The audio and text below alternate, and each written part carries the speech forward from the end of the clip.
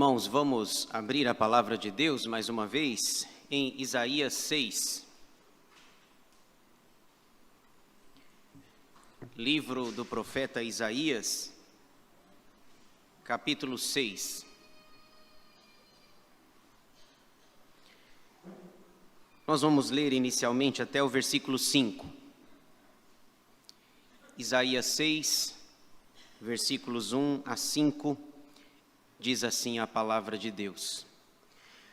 No ano da morte do rei Uzias, eu vi o Senhor assentado sobre um alto e sublime trono, e as abas de suas vestes enchiam o templo. Serafins estavam por cima dele. Cada um tinha 6 asas. Com 2 cobria o rosto, com 2 cobria os seus pés, e com 2 voava. E clamavam uns para os outros, dizendo: Santo, Santo, Santo é o Senhor dos exércitos, toda a terra está cheia da sua glória. As bases do limiar se moveram à voz do que clamava, e a casa se encheu de fumaça. Então disse eu: ai de mim, estou perdido, porque sou homem de lábios impuros, e habito no meio de um povo de impuros lábios, e os meus olhos viram o Rei, o Senhor dos exércitos. Amém. Irmãos, eu quero pensar com vocês, ainda que brevemente, sobre o tema Lições do Chamado de Deus. Lições do Chamado de Deus. É o título que eu dei para esse texto, para esse conhecido trecho das Escrituras. Interessante nós observarmos na palavra de Deus que o Senhor é o Deus que chama, é o Deus que vai ao encontro do homem para chamá-lo e para dar a ele uma tarefa, uma missão. Sempre foi assim, tanto nas páginas do Antigo como do Novo Testamentos. Isso começa desde cedo, começa lá no Éden já, desde o Jardim do Éden, quando os nossos primeiros pais pecaram. Quem vai ao encontro deles para conversar, para perguntar o que foi que aconteceu, foi o Senhor. Deus é o Deus que chama, é o Deus que vocaciona, que levanta homens e mulheres para a obra do Senhor. E aqui é um desses casos. Nós temos aqui o chamado do profeta Isaías. E curiosamente tem um detalhe diferente aqui no texto. Porque, via de regra, quando você lê os livros proféticos, você percebe que o chamado acontece no capítulo 1. No primeiro capítulo, de cara, você já vê o chamado dele. Por exemplo, o profeta Jeremias. Quando você lê o livro de Jeremias, você percebe que logo de cara, no capítulo inicial, ele é chamado, ele se sente incapaz, ele diz que não passa de uma criança. Então, via de regra, o chamado é no capítulo 1, mas aqui o chamado é no capítulo 6. Já teve os capítulos 1, 2, 3, 4, 5 e, finalmente, no capítulo 6, Isaías é chamado para o ministério profético, para anunciar a palavra de Deus. E nesse chamado de Isaías, nós encontramos aqui algumas lições importantes que eu quero destacá-las ainda aqui brevemente com os irmãos. O texto começa com uma informação importante para nos situar. Veja só, no ano da morte do rei Uzias. Irmãos, essa informação ela é muito importante, pelo menos por 2 razões. Quando Isaías diz que foi chamado no ano da morte do rei Uzias, isso traz nas entrelinhas 2 informações preciosas e que pesam aqui no texto. A primeira informação é que o ano da morte do rei Uzias, nós estamos falando aqui do ano 740 antes de Cristo. Foi o ano em que, segundo os estudiosos, o rei Uzias faleceu. E todo mundo sabia do rei Uzias. A ideia é um marco histórico. Todo mundo sabe o ano que, naqueles dias, Uzias faleceu. Uzias foi rei 52 anos em Jerusalém. 52. não são 52 dias, são 52 anos. Ele teve o segundo reinado mais longevo da história, perdendo apenas para Manassés. Manassés reinara 55 anos. Então Uzias diz assim, no ano da morte do rei Uzias, Isaías,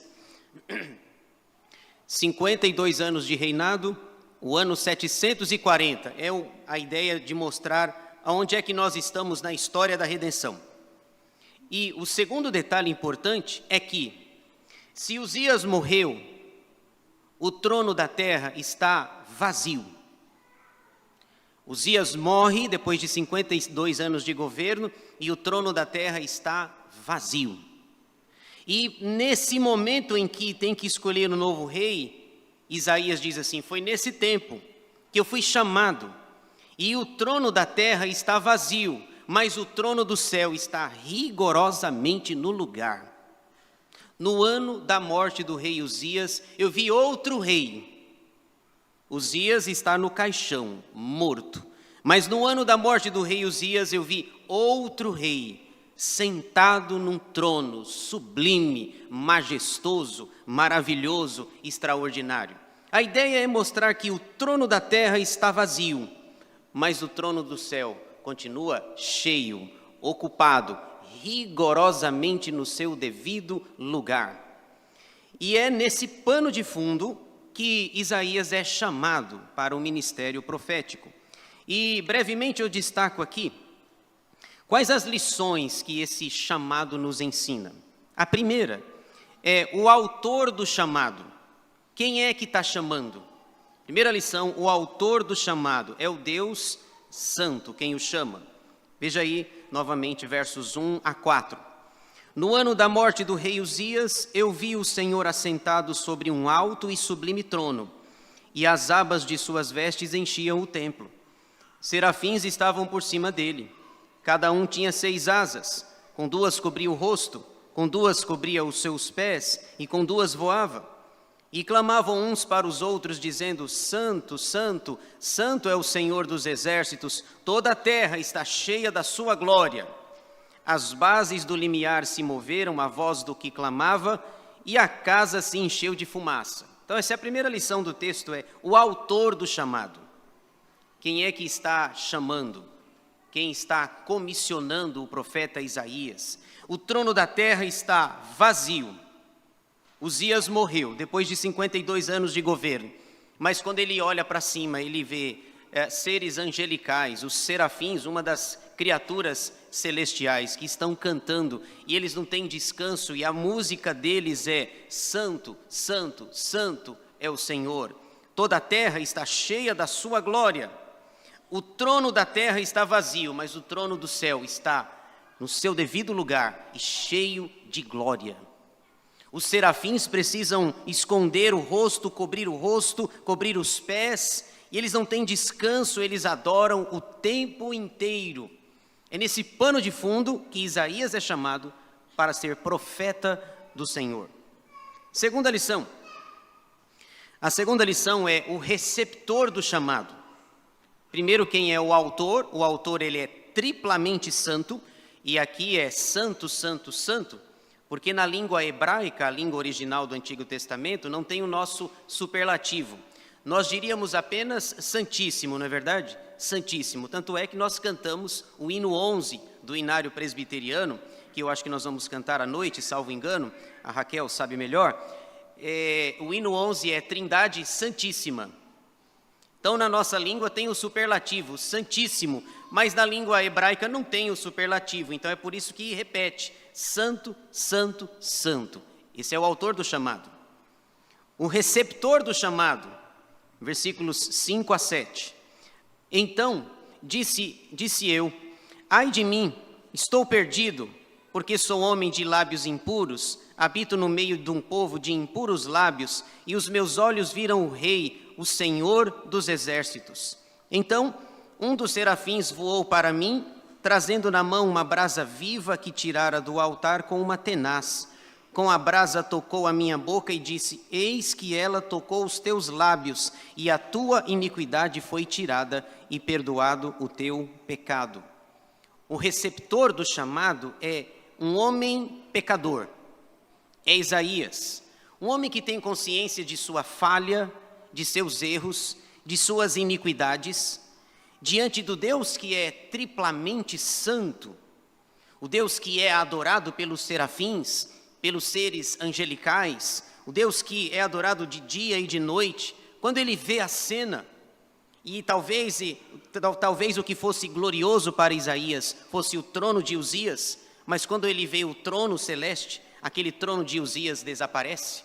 A reação do receptor do chamado é dizer: ai de mim, ai de mim. Toda vez que nós nos deparamos com a glória do Senhor, só resta uma coisa para nós: dizer: ai de mim, ai de nós, pecadores. Lembra-se do apóstolo Pedro, quando Jesus curava, realizava milagres, quando ele fazia grandes feitos, até o apóstolo Pedro diz: Senhor, retira-te de mim, se afasta de mim, porque eu sou pecador.